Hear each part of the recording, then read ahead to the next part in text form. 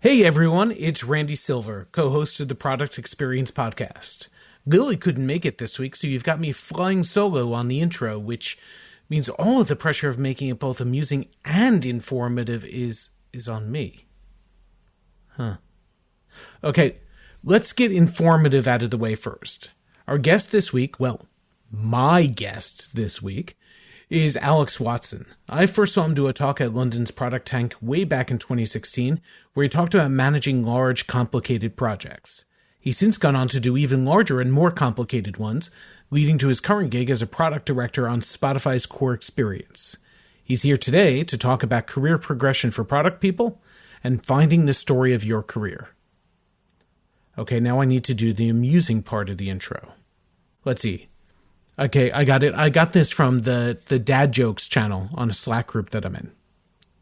If you ask Rick Astley for his copy of the movie Up, he cannot give it to you, as he is never going to give you up. However, in doing so, he lets you down, thus creating the Astley paradox. Lily, come back soon. Save me and everyone else from this. On with the show! The Product Experience is brought to you by Mind the Product. Every week on the podcast, we talk to the best product people from around the globe. Visit mindtheproduct.com to catch up on past episodes and discover loads of free resources to help you with your product practice. You can also find more information about Mind the Product's conferences and their great training opportunities happening around the world and online. Create a free account on the website for a fully personalized experience and to get access to the full library of awesome content and the weekly curated newsletter. Mind the Product also offers free Product Tank meetups in more than 200 cities. There's probably one near you. Alex, thank you so much for coming on the podcast this week. How are you doing tonight? I'm good. It's nice to be here, Randy. If you are a London product person, then I'm sure you know Alex. He's spoken at lots of conferences. He's done lots of talks at Product Tank and things like that. But for people who don't know you, Alex, can you give us a quick intro? What are you up to these days? And by the way, how did you get into product in the first place? Yeah, sure. So I work for Spotify at the moment, and I'm one of the product directors for the Core Experience. I've done that for the last couple of years. And before that, I mostly have done news products, and that's probably, if anyone's heard of me, that's kind of the stuff that I've talked to the Mind the Product crew about. I worked at the BBC for 5.5 years as the head of product there, before that at the Telegraph, and then before that I actually got my start doing iPad apps for a magazine company called Dennis. And I was really lucky to be supported by Mind the Product early on. There are a lot of great news product managers in London, and that's kind of how I found Mind the Product community, and that's how I really got my start in it. Fantastic. So we're going to be talking today about careers in product and how you self-define, how you grow, how you get better at it to a certain degree, and also from the other perspective, how you manage the careers of the people in your team. And you shared something with me ahead of the podcast, a presentation you did where you asked two big questions right at the outset. And I'm curious, I want to know why these questions specifically. So the first one is, are the senior people in your business smarter and happier than you? And the second one, has anyone ever actually finished their roadmap? So why these questions? Yeah, it was a talk I gave during the first year of the pandemic, which was obviously a very strange and intense time. And I'd been asked to do a talk about career progression, because I think at that point I'd probably been going about 10 years. And I'd really gone all the way up from being like a product manager on an app to someone running a small team, and then like a big team at the BBC, and then to Spotify, where I'm really working with, a lot of teams on a lot of core parts of the product. So I'd done this kind of progression, and it was a case of perhaps being asked to think through what advice would I have for people. And one of the things about progression is what's right for each person is quite individual, and that makes it quite hard to give the advice. But people often want to know, am I doing enough? Am I progressing? When am I going to get to that next level? And it really made me think about, well, how do you measure a product career? What counts as good? And you see it asked sometimes in product slacks and discussions, which is like, designers have got like their portfolio, developers have got their GitHub. What do you do as a product manager? What do you put together as like the story of your career? And particularly in big places, and Spotify being one of them, if you want to go for a promotion, there's quite a well-defined path, and you actually have to put together like quite a bit of evidence. So what is it that you put together as a product person? And that led me to these two questions. And the first was really about, what is the reason that you're chasing progression? Is it because you think that like as soon as you get to that next level, you're going to be 2x happier and 2x more fulfilled? Because I think some people don't stop and think about that, because actually the levels are quite different, and there are things that I don't get to do in my job now that I miss from the previous levels. And then the second one was, given that you never finish your roadmap, just sort of having a list of here's the stuff I shipped doesn't feel very satisfactory as this is my product career. So I was really thinking about those two questions. One is, what drives us to seek out progression, and how might we therefore think about, is progression good? And the second flip side is, okay, you're going for progression. How do you illustrate what you've done so far? Because it is much harder for product people, I think. I think as an engineer, as a developer, it's a bit easier to say this is the stuff that I did. I think it's much harder for product folks. In terms of progressing as a product person, in the places that you've been, has it always been into a management role, or is there also an IC track, an individual contributor track, to be more senior, more complex problems, things like that, with staying a pure hands-on product person, but in more of a distinguished product manager type role? Yeah, that's super interesting. I don't think, frankly, when I was progressing, that there was much of a concept in the UK of this, what's now generally called like a principal product manager or a product fellow or a staff product manager. It definitely existed for engineers. As soon as I was working with engineers, there was always the concept of, him over there or her over there, they're the principal, or they're the staff engineer. I think it's taken a long time to come to product. And I'm really glad that it has. It's definitely a thing we do at Spotify, and I'm sure there's plenty of other listeners who work in companies where that is an option. And I think I do get to go hands-on in my role at Spotify, because it's quite a detail-orientated job. So even though I'm doing a management role, I get to kind of get into the detail, which is cool, because I think certainly perhaps at the BBC, where it was very managerial, I definitely missed that creative part of it. Like, I always think of product as, there are two halves to the job. It's in the job title. There is the product part, which is more creative, it's more free-flowing, it's more about the getting into what is the thing we're making. And then there's the management part, which is more a classic kind of, not quite a bureaucratic job, but it's a job of meetings, of notes, of slide decks. And I think keeping those two things in balance is one of the things that, for me, is what makes for a good role. And I think if you are thinking about progressing, you probably need to make sure both parts of that are satisfied, that you've done a good job on showing you can handle the management parts of what you're doing, and a good job at the product parts. And I think that probably exists at all levels. I'm not sure there's you're doing management at most levels in a product job, even if it's not line management. Even when I was doing my very first product job, you've still got the couple of developers, a designer, who are going, okay, what's the top stories that we're going to work on today? And so you're still kind of driving other people's decision making, I think, even when you're in a role that doesn't have formal line management. Yeah, I've got a friend who years ago said the type of jobs we do, you either need to be comfortable leading or following, and that's okay. But if somebody else isn't leading, it's get out of the way, I'm going to do it. And sometimes people talk about being the CEO of the product, which we all know is crap, but that's besides the point. But the idea that you can lead from behind, you can facilitate, you can let other people have great ideas, but that is still a way of leading. It's making sure that there is leadership in the decision making in the team. Yeah, and if I think about how the principal role works, it is a leadership role. It's leadership of like a domain, or it's leadership of a problem. It's leadership of a particularly difficult kind of area or project that we're applying it to.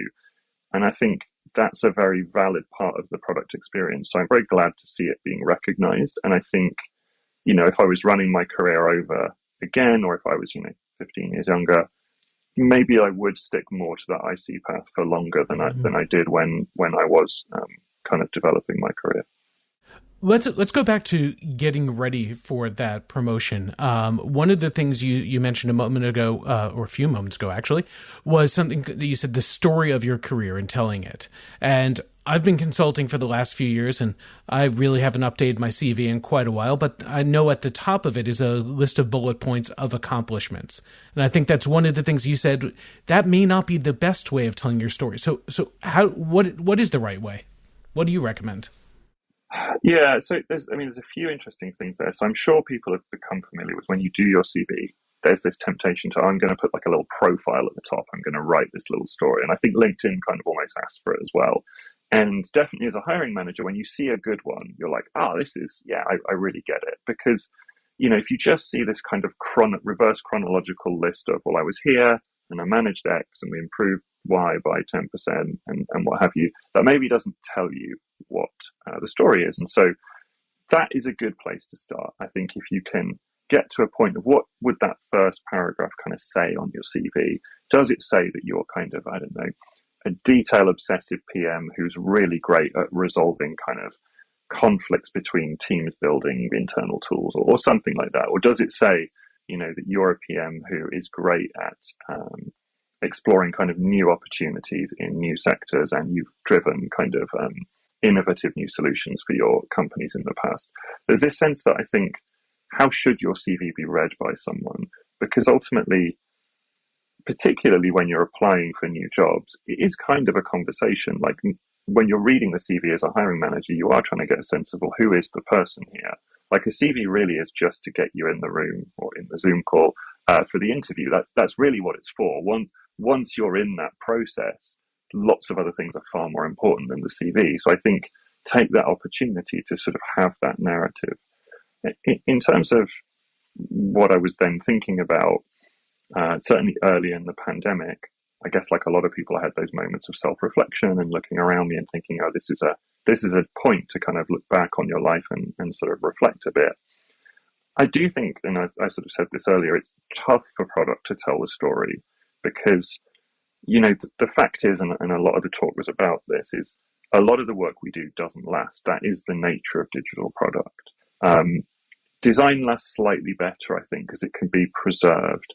I think, if you are working on a product, it's probably going through iterative changes, right? We're shipping lots of product changes all the time. So it may well be that what you worked on even a year ago, like if I look at, say, the BBC stuff now, it's pretty different to some of the stuff that I worked on. And if I went back to, say, the Telegraph, where I worked 8-9 years ago, that's really quite different. And it's no longer the thing that I ran, and it's no longer the strategy that I ran. And I really started to think, well, okay, then how do you talk about what you've achieved? And some people would say, well, it's all about the people. And that's kind of true. But actually at a senior level, when you go, often there's a restructure. So this was the case at the BBC. They changed quite a lot after I'd gone because they wanted to execute the strategy in a sort of different way. And so it's not even really true to say that that's my team and I'd set that up. And the processes are different as well. So you're kind of like, well, what remains, what lasts, what is the core of what you've achieved? And that's when I was drawn to this concept of the narrative and of things like the Overton window, which is this really interesting concept of how you change, I guess, what it is that people consider the done thing or the acceptable route or the framing of a problem. And it drew me to concepts like that maybe that's what a product manager's career really is measured in, is, for want of a better word, I guess, the transformations that they have affected. Mm. So I had a boss probably about midway through my career who was really instrumental in changing the tack I took. And he pointed out in a review at one point, he said, Randy, you've done a really good job, but the way you fix the problem is by making yourself instrumental to the success of it. You've done the hero role in this, and I can't remove you from that role now and put you in something else. So your job is actually, you're looking at the wrong way. You need to reframe it as changing the system and transforming it so that other people can do things, or that it's done with fewer people or whatever, so that you can then go on and tackle the next problem and the next problem and the next problem.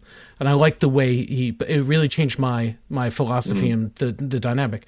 And it sounds like that's some of what you're saying is the transformation of changing the way people approach things, changing the nature of the problem.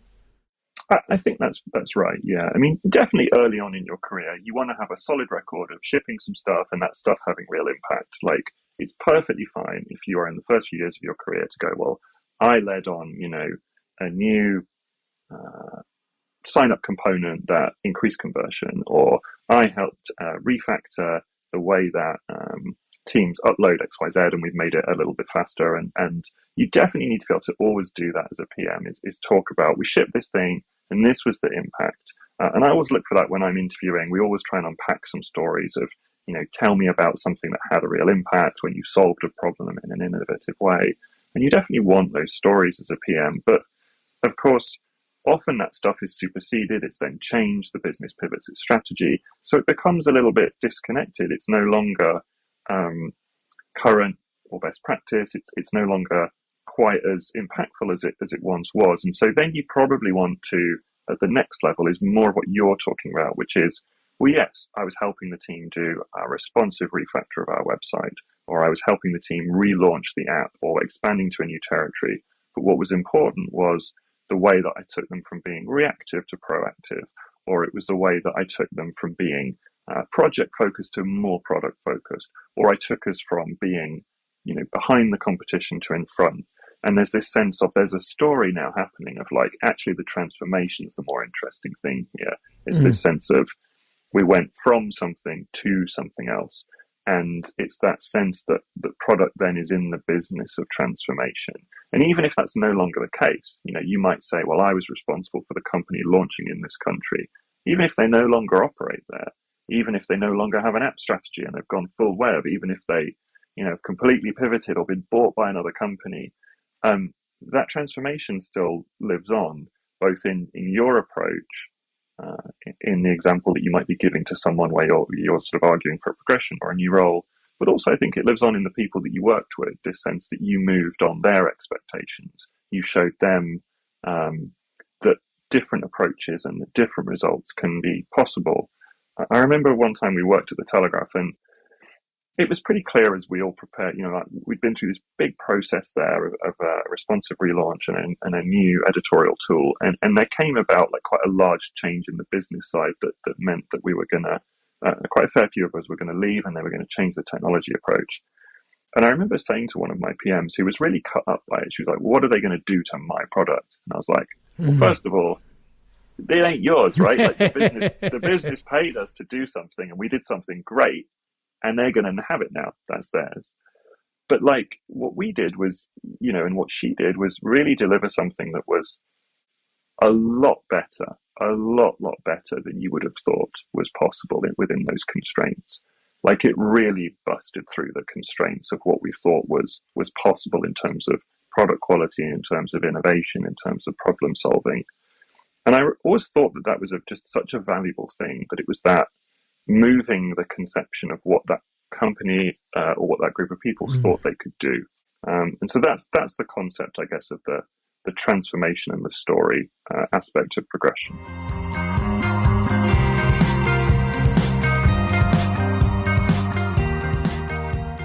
Randy, what's the most effective way to learn from the best in the industry, connect with other PMs, and sharpen your skills? Why, Lily, you must be talking about MTPCon London, happening this year on the 20th of October. You know it, and this year's lineup of speakers is shaping up nicely. We have Tim Harford, behavioural economist, award-winning Financial Times columnist, data detective and BBC broadcaster. That's all of those things, it's just Tim. Plus, the legend that is Mark Abraham, product director at Backbase. There's also Randeep Sidhu, who's the former CPO at Reliance Health, and Claire Woodcock, who's the director of product for machine learning at Mozilla, and many more, including a great friend of this podcast. That's right. And don't forget Workshop Day. On the 19th of October, there are 7 full-day in-person workshops led by experienced product managers who share their secrets and tips for success. And finally, there's the Leadership Forum, an exclusive event for senior product leaders with carefully curated speakers, guests, and delicious food. So grab your tickets for MTPCon London today at mindtheproduct.com/London.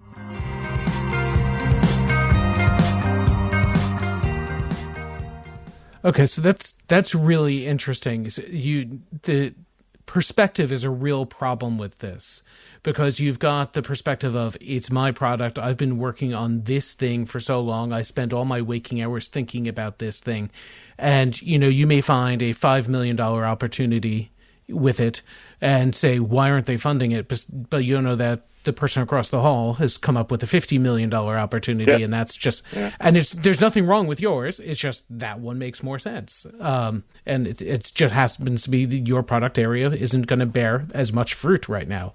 So it's, and then we also live in a world where we're generally judged on things like OKRs. So how do you move from that, which is binary in terms of the KR side of it anyway, or it's reduced to headlines and numbers and bullets, to finding something that is actually the thread of your story? How does someone go about that? It's a difficult question, because, and I see this sometimes when I'm interviewing, is often the KRs make sense really within the company's context, but they're pretty difficult for someone outside to understand, or perhaps to appreciate what was hard. If you're working within particularly a big company context, the KRs probably ladder up to quite a peculiar or specific view of its own market. And particularly, I think, with digital companies, where often we're seeking to do disruption or we're seeking new approaches, the view of the market is often not a straightforward, we charge X, we make 10% profit, and that's how the business works. Business models are very complex these days. So I really sympathize with PMs who are trying to narrate what it was they did, because they've got to get across, well, this is the impact that I had, and this is why it matters. And actually, often, the OKR is complex, the business model is complex, or sometimes they're not well written and they're not straightforward. So I think part of it is reflecting on what you as a PM are drawn to and the way that you solve things. And that probably takes a little bit of a few opportunities to be able to observe, because you need to think about how you yourself have tackled this role and the previous role. But maybe you can look across projects and think to yourself, what kind of problem solver am I? Like, am I someone who comes in and do kind of what you described, which is I put myself in the situation and I get in with the team in the trenches and I drive it. And that gives you this sense of, okay, well, the story there is, that you're quite dynamic, that you're on the front foot, but that maybe you're trying to learn a bit more about influencing through other people. So some of it is, the core of it, in fact, I guess, is self-knowledge, and is reflecting a little bit on what it is that you bring to your approach. And I think that's one thing that's very core to the product job, because it's so different. And you definitely see this when you interview, you see how different PMs are and different companies are. So turn that into an advantage for yourself, because product management is not stamping out people who all, it's not like, I don't know, you're certified by some central body, or that we all go to and do 2 or 3 of the same university courses and that's where everyone comes from. It's quite a varied industry, and you can approach your job in a way that suits your company, that suits your product and your product challenges. And so I think part of it is reflecting yourself on, what am I drawn to? How do I solve those problems? What's the common thread? And again, like, if I'm writing that top paragraph at the top of my CV, what is it that I call attention to? What is it that matters to me? And from that, I think you can get this sense of, this is what I want to talk about. This is the core of how I solve problems and what I think is an interesting transformation that I want to see happen in the world. So Alex, one of the problems we have is there's things like recency bias, success bias. We forget things along the way, and I've known people who, when I've done reviews with them, they forgot some of the amazing things that they had done along the year that I later had to remind them about, which is a nice problem to have. You have too many good things. But how do you arm yourself and make sure that you're keeping track of this, so you have good stories to tell and you can really get the whole arc of them? This is a great question. It's hopefully this is probably the most practical part of what I'll say. So I learned when I first became a manager, went through some training, and it was all about recency bias. And the trainer said, take notes about what your staff do throughout the year, so that when you do the review, you're not just going, oh, what has he done last 3 weeks? What's she been up to recently? But you can invert that, and as an employee, you can do a lot to record what you're contributing and what you're achieving. So personally, one of the things that I do is a weekly retrospective. I book out a little bit of time on Friday, and at the end of each week, I will just do something in the notes file on my phone that is just what's gone well this week, what's gone less well, and then kind of the lessons or the things that I think I want to reflect on for this week. And so it's very bullet pointy, it's very quick, but I've done it for the last 3-4 years. And so I have these long note files that just week by week, this is what's happened. And what it means is that you've got a real treasure trove of this is what happened at the time, this is what you felt was important, this is what felt like a win. Like when you finished on Friday, what felt like a real win this week? I got so-and-so to buy into this, the test result came back and it was, up. I really got alignment with these people who previously haven't been on board. What went less well? And that's also interesting, a sense of, I really, I wasn't prepared for that meeting and it didn't run in the way that I thought it was going to run. I moved to this new team and that hasn't panned out. And it's just a real moment to do that reflection. And part of this is a bit of an agile practice because it's basically a self-retro. Some of it you can ground in kind of more, perhaps more mental health type techniques about sort of taking moments to build a reflection on yourself and having space to tell your own story. And in the talk, a lot of this is based on this concept of biography and thinking about the story of a life. And ultimately that comes from taking some time to just reflect on things. There's a really nice line from Virginia Woolf, the writer, where she's talking about her diary, and she was a very avid diarist. And she said she always felt if she missed a couple of days of writing the diary, that it was like leaving the tap running in a sink without the plug in. And it was just, all this experience was just draining away. And it's a lovely sort of metaphor, but I think it's very true to what you said, that people forget, we all forget. And, particularly as a product manager, you're doing 100 meetings a week, it's endless Zoom calls, and Slack messages, and you're always running to the next thing.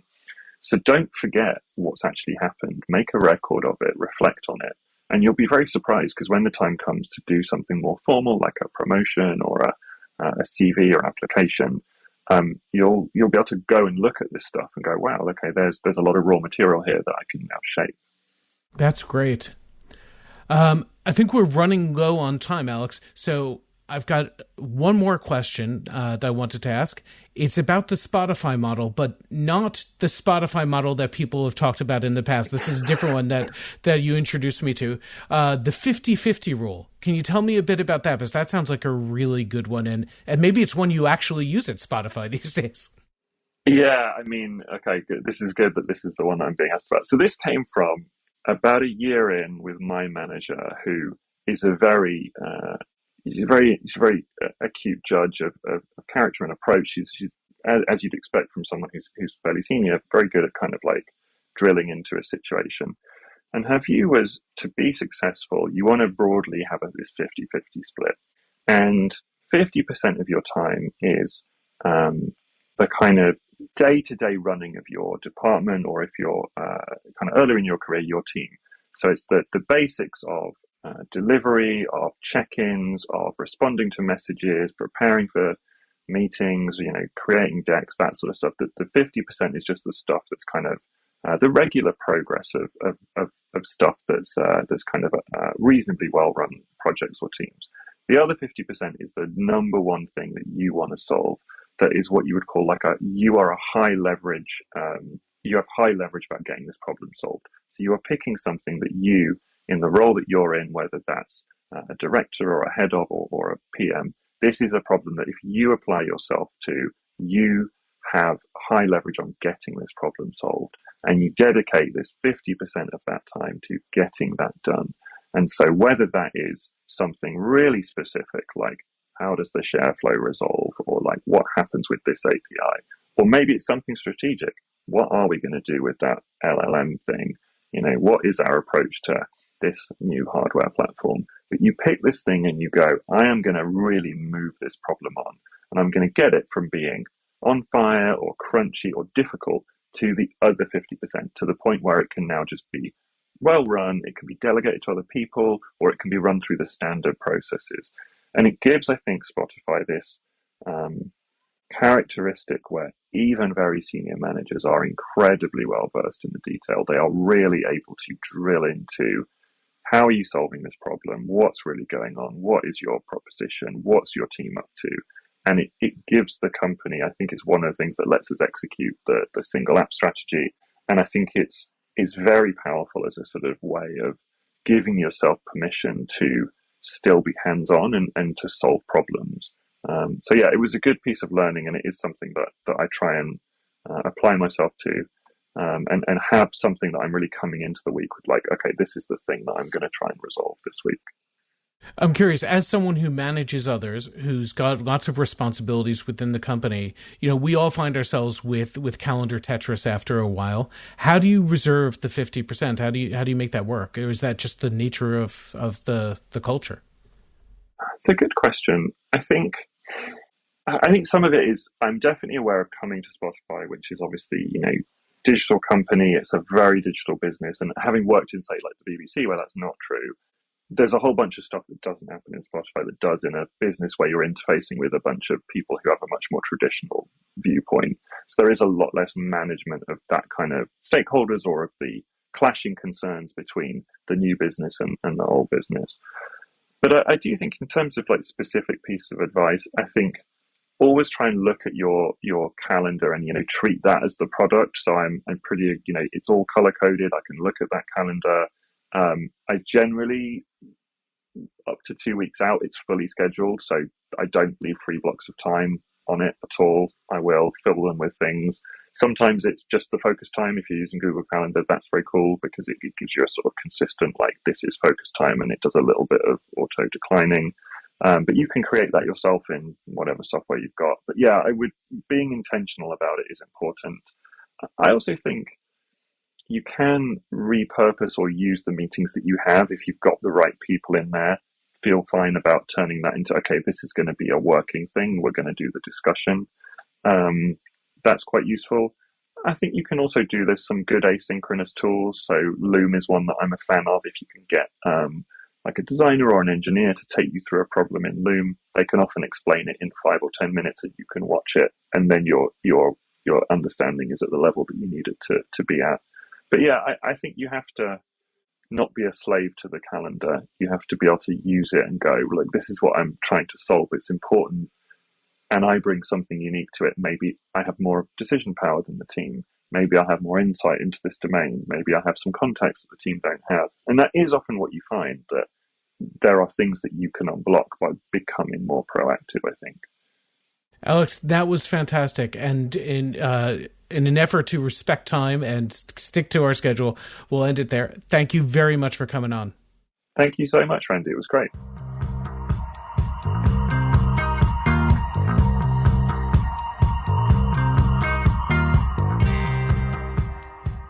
The Product Experience is the first and the best podcast from Mind the Product. Our hosts are me, Lily Smith. And me, Randy Silver. Lou Ron Pratt is our producer and Luke Smith is our editor. Our theme music is from Hamburg-based band PAU. That's P-A-U. Thanks to Arnie Kittler, who curates both Product Tank and MTP Engage in Hamburg, and who also plays bass in the band, for letting us use their music. You can connect with your local product community via Product Tank, regular free meetups in over 200 cities worldwide. If there's not one near you, maybe you should think about starting one. To find out more, go to mindtheproduct.com/product tank.